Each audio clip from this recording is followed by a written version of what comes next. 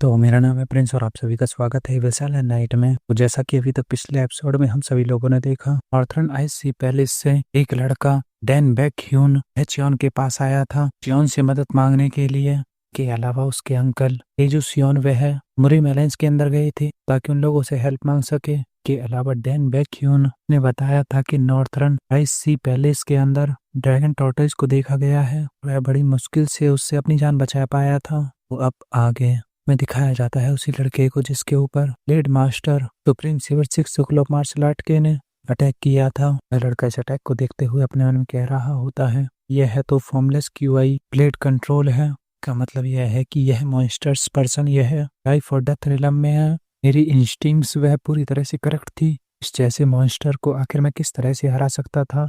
ना कहते ही हमें दिखाया जाता है उस लड़के को जिसकी बॉडी पानी के अंदर गिर गई होती है। इसके बाद बहते हुए वह लड़का सीधा ही उस खाई से नीचे गिर जाता है।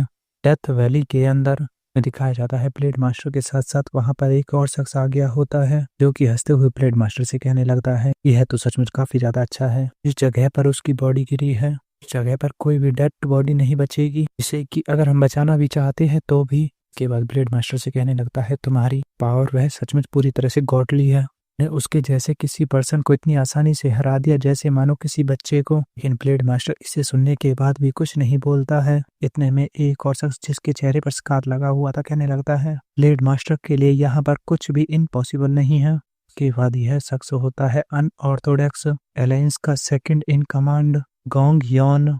के हंसते हुए कहने लगता है, क्या तुमने कहा कि तुम सेंग डल हो, मैसिकर ब्लेड सेक्ट का लीडर। मुझे पूरा यकीन है कि अलायंस का हेड इस खबर को सुनने के बाद काफी ज्यादा खुश होगा। ब्लेड मास्टर जैसे इस बात को सुनता है तो कहने लगता है, मुझे इस बात को सुनने के बाद काफी ज्यादा खुशी हुई है। अब मैं उम्मीद कर सकता हूँ कि अनऑर्थोडॉक्स अलायंस के साथ हमने जो समझौता किया है वह उसे पूरा करेगा, क्योंकि अपने जो काम हमें करने के लिए कहा था हमने उसे पूरा कर दिया है। गोंग इसे सुनते ही क्रिपी स्माइल में कहने लगता है, हमने उस कमीने से छुटकारा पा लिया है जो अलायंस हेड के खिलाफ रिबेलियन में शामिल था।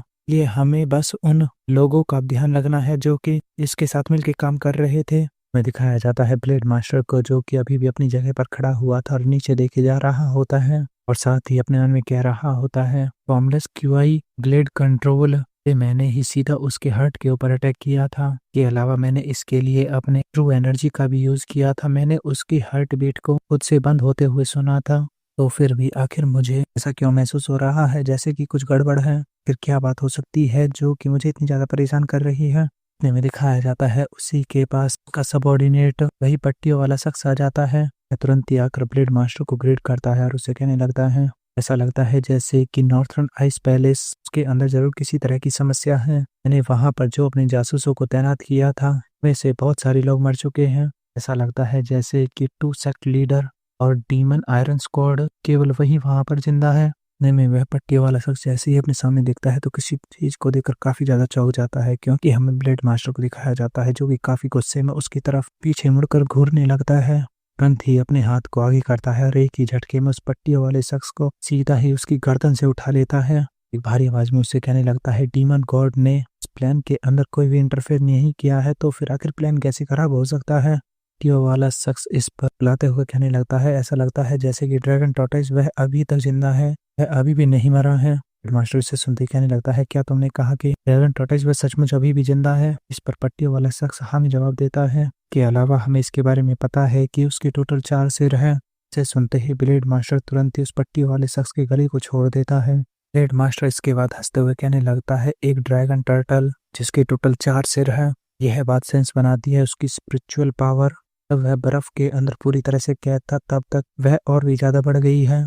के बाद वह पट्टी वाले शख्स से कहने लगता है, तुरंत ही blade master massacre blade sect leader ने ब्लेड मैसिकर स्क्वाड और डीमन आयरन स्क्वाड के 20 लोगों को अपने साथ ले लो और मुझे ड्रैगन टर्टल का ब्लड के साथ साथ इन्नेट कोर दोनों लाके दो। ये वाला शख्स इसे सुनते ही कहने लगता है, लेकिन यह नंबर तो पूरी तरह से आधा है सारी डीमन आयरन स्क्वाड का। ब्लेड मास्टर इस पर कहने लगता है कि इस स्क्वाड का पहले इसी काम के लिए बनाया गया था, तो इसलिए इसके बारे में चिंता मत करो, मेरे हिसाब से यह काफी होना चाहिए। कार वाला पर्सन इस पर कहने लगता है कि क्या आपको सचमुच लगता है कि यह ठीक रहेगा अगर मैं स्क्वाड का आधा हिस्सा अपने साथ ले जाता हूँ। मैंने सुना है कि पोर्टल पैलेस के अंदर जो चीज है वह अभी भी जीवित हो सकती है। ब्लेड मास्टर इसे सुनते ही सीकर ब्लेड मास्टर गॉड के लीडर से कहने लगता है कि तुमने कब से मेरी बातों के ऊपर सवाल उठाना चालू कर दिया। पर वह कहने लगता है कि मुझे इसके लिए माफ कर देना, मैं हमेशा ही आपके ऑर्डर का पालन करूंगा। ब्लेड मास्टर आगे कहने लगता है पोर्टल पैलेस के बारे में कोई भी चिंता मत करो, क्योंकि अब उसका ख्याल मैं खुद रखने वाला हूँ। इसके बाद सीन चेंज होकर हमें ऑर्थोडॉक्स मरीन अलायंस का मेन हेडक्वार्टर दिखाया जाता है, जहाँ पर बहुत सारे लोग इकट्ठा थे। के बाद सबसे पहले यह होता है होंगो क्लैन का top 100 martial artist 15th master Wang Bo Nyung. के बाद यह होता है मायोंग क्लैन का टॉप 100 में से फर्स्ट नंबर का मार्शल आर्टिस्ट मायोंग क्लैन का 7th मास्टर मायोंग कांग। के बाद यह स्क्वाड होती है मरीन अलायंस के टॉप 4 ग्रुप्स में से ब्लैक शैडो स्क्वाड, और यह लड़का होता है मरीन अलायंस हेड का बेटा और ब्लैक स्क्वाड से शैडो का लीडर क्वांग सोहो। की मायोंग कांग से कहने लगता है आपके सहयोग के लिए बहुत ज्यादा धन्यवाद, हमारे लिए बहुत ज्यादा मददगार साबित होंगे कि आप ठंडे इलाके में बड़ी आसानी से सरवाइव कर सकते हो। मायोंग कांग इस पर कहने लगते हैं तुम्हें धन्यवाद करना चाहिए तुम्हारे फादर का, वह हमारी अलायंस का हेड नहीं होता तो मैं बिल्कुल भी इसके अंदर शामिल नहीं होता।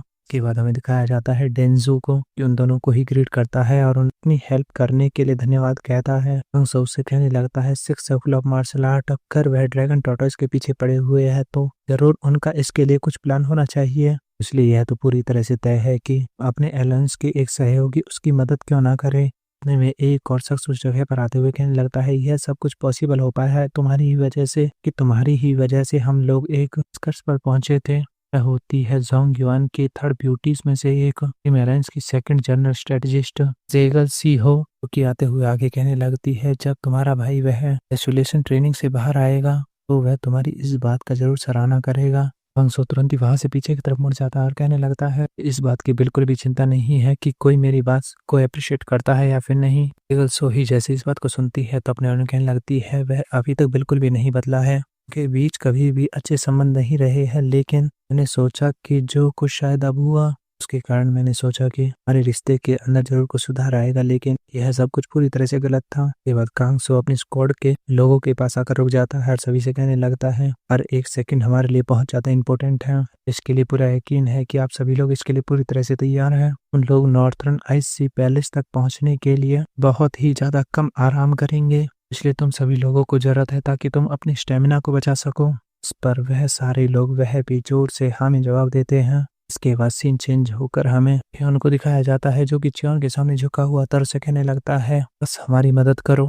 साथ ही अपने मन में कह रहा होता है अब जब यह पूरी तरह से इनको पता चल गया है कि वह टोकन वाला पर्सन वह फॉर्मर सुप्रीम हेवनली डीमन है, तो मैं इस मौके को बिल्कुल भी अपने हाथ से नहीं जाने दे सकता। मुझे इसके ऊपर पूरा यकीन है कि वह लोग मेरी मदद जरूर करेंगे। इसके बाद हमें चियोन को दिखाया जाता है, जो कि ह्योन से कहने लगता है वांग जियोन के अकॉर्डिंग नॉर्थर्न आइस सी पैलेस ऑर्थोडॉक्स मरीन अलायंस के साथ एक अलायंस में है, तुम लोगों ने पहले उससे जाकर मदद क्यों नहीं मांगी। जैसे इस बात को सुनता है उसके पसीने टपकने लगते हैं और अपने मन में कहता है क्या यह ऐसा नहीं होगा जैसा कि मैंने सोचा था। मैं नॉर्थर्न आइस सी पैलेस के रास्ते पर इसके बारे में बात करने वाला था। चियोन ह्योन से आगे कहने लगता है गलत फहमी में मत रहो, मैं इस बात को लेकर सचमुच तुम्हें काफी ज्यादा अप्रिशिएट करता हूँ कि तुमने हमें खबर ला कर दी है फॉर्मर हेवनली डीमन की। हालांकि यह समझ में नहीं आ रहा है कि नॉर्थर्न आइस सी पैलेस ने सिर्फ अपने एक ही व्यक्ति को यहाँ पर अपना एनवॉय बना के भेजा है, वैसे भी तुम्हारा लेवल वह तो सच में बहुत ज्यादा कम है, उसके बारे में तो मैं कोई बात कर ही नहीं रहा हूँ। इसके अलावा तुम यहाँ पर आए हो बिना किसी ऑफिशियल रिक्वेस्ट डॉक्यूमेंट्स के।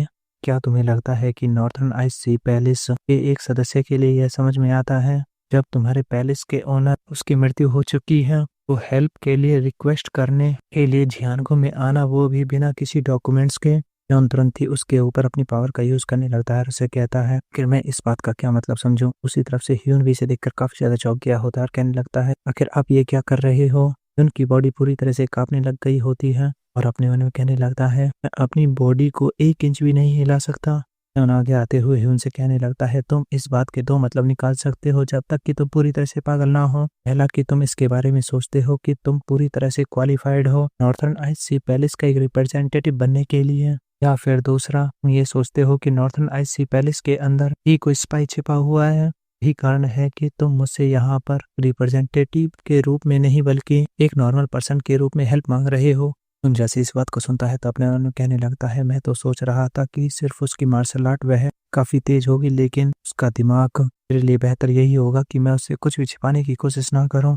के बाद ह्यून चोन से कहने लगता है, मेरा कोई भी इरादा नहीं था कि मैं आपको किसी तरह का धोखा दूं, बस मैं काफी जल्दबाजी में था। मुझे इस बात की ज्यादा चिंता थी कि कहीं तुम लोग मुझे मना ना कर दो, इसलिए मैं इस बात को पहले नहीं बता सका। चौन इस पर पूछने लगता है, अब मुझे इसके बारे में भी बताओ। ह्यून इस पर चौन को बताने लगता है कि वह सक्सेसर है नॉर्थर्न आइस सी पैलेस का।